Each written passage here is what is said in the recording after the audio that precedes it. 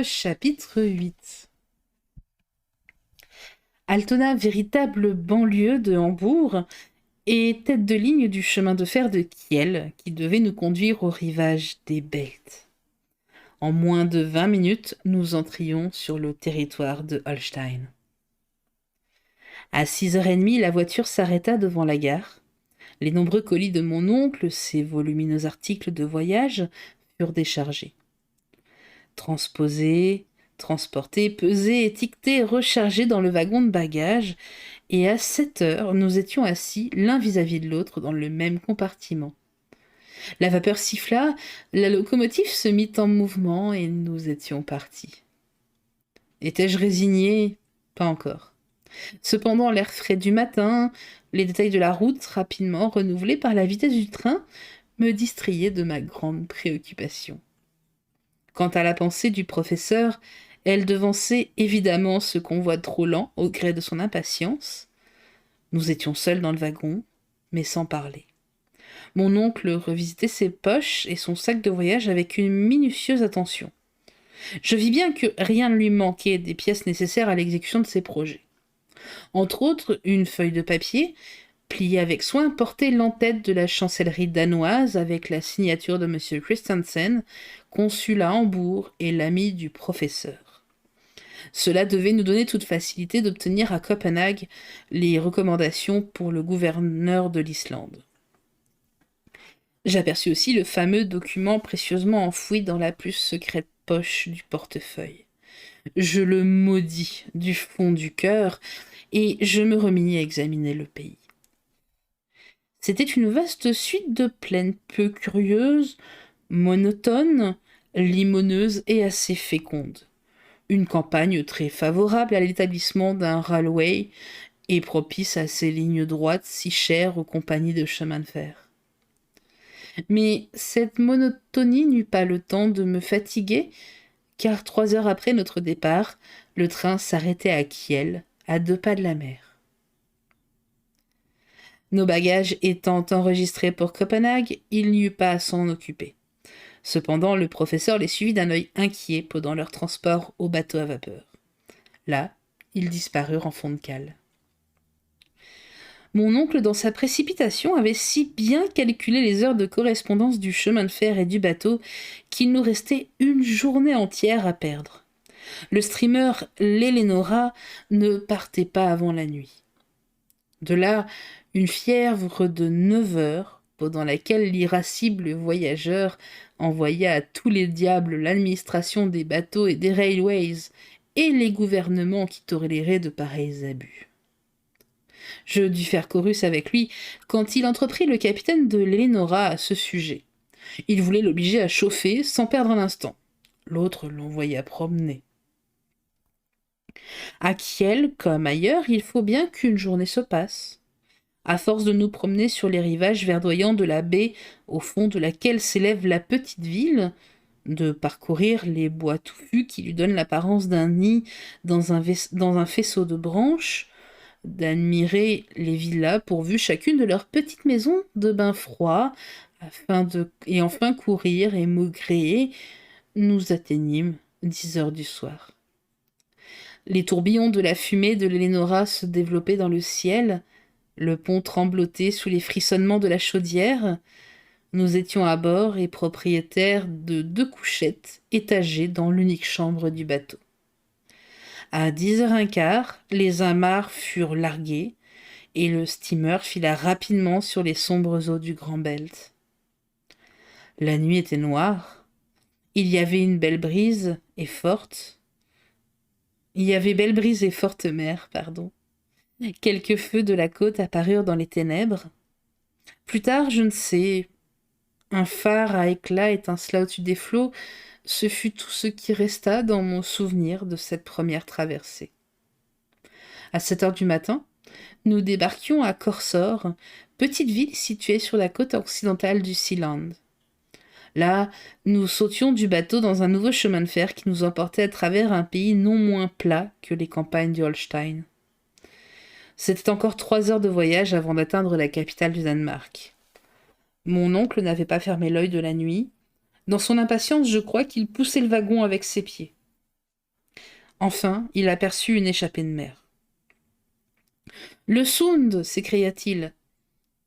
Il y avait sur notre gauche une vaste construction qui ressemblait à un hôpital. « Mais c'est une maison de fous !» dit un de nos compagnons de voyage. « Bon, pensai-je, voilà un établissement où nous devrions finir nos jours. » Et si grand qu'il fût, cet hôpital serait encore trop petit pour contenir toute la folie du professeur Lidenbrock. Enfin, à 10 heures du matin, nous prenions pied à Copenhague. Les bagages furent chargés sur une voiture et conduits avec nous à l'hôtel du Phénix dans Bredgade. Ce fut l'affaire d'une demi-heure car la gare est située au dehors de la ville.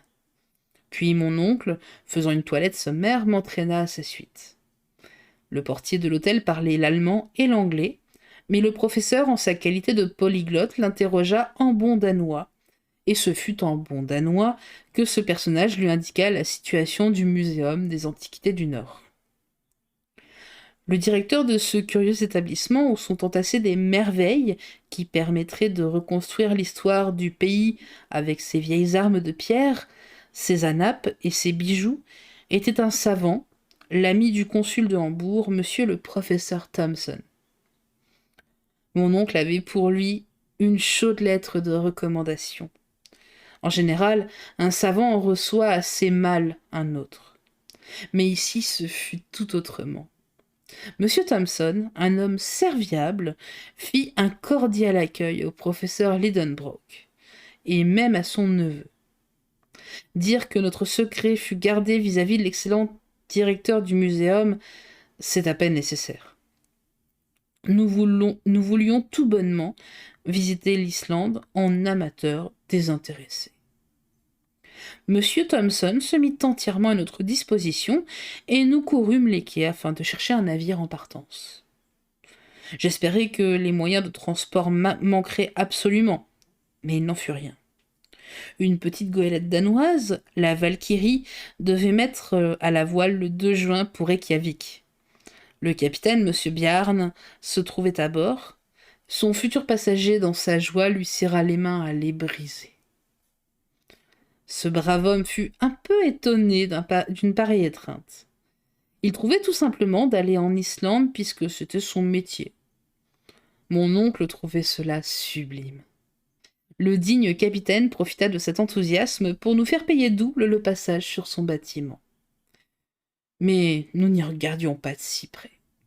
« Soyez à bord mardi à 7 heures du matin, » dit M. Bjarne après avoir empoché un nombre respectable de spécitolards. Nous remerciâmes alors M. Thomson de ses bons soins et nous revînmes à l'hôtel du Phénix. « Cela va bien, cela va très bien, » répétait mon oncle. « Quel heureux hasard d'avoir trouvé ce bâtiment prêt à partir. Maintenant déjeunons et allons visiter la ville. » Nous nous rendîmes à Kangensingetorv, place irrégulière où se trouve un poste avec 2 innocents canons braqués qui ne font peur à personne. Tout près, au numéro 5, il y avait une restauration française tenue par un cuisinier nommé Vincent. Nous y déjeunâmes suffisamment pour le prix modéré de 4 marks chacun. Puis je pris un plaisir d'enfant à parcourir la ville.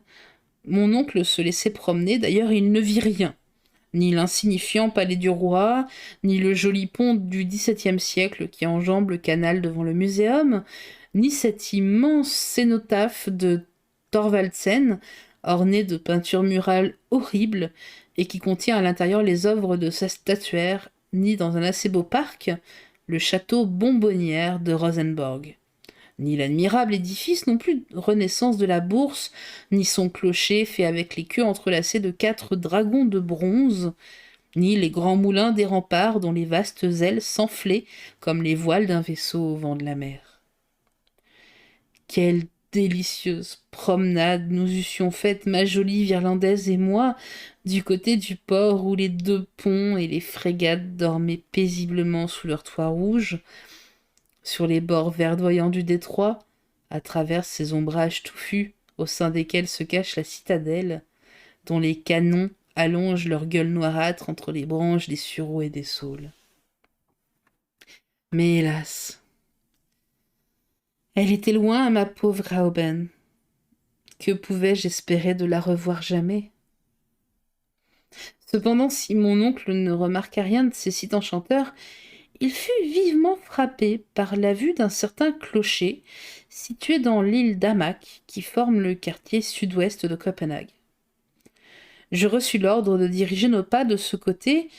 Je montai dans une petite embarcation à vapeur qui faisait le service des canaux et en quelques instants, elle accosta le quai du dockyard.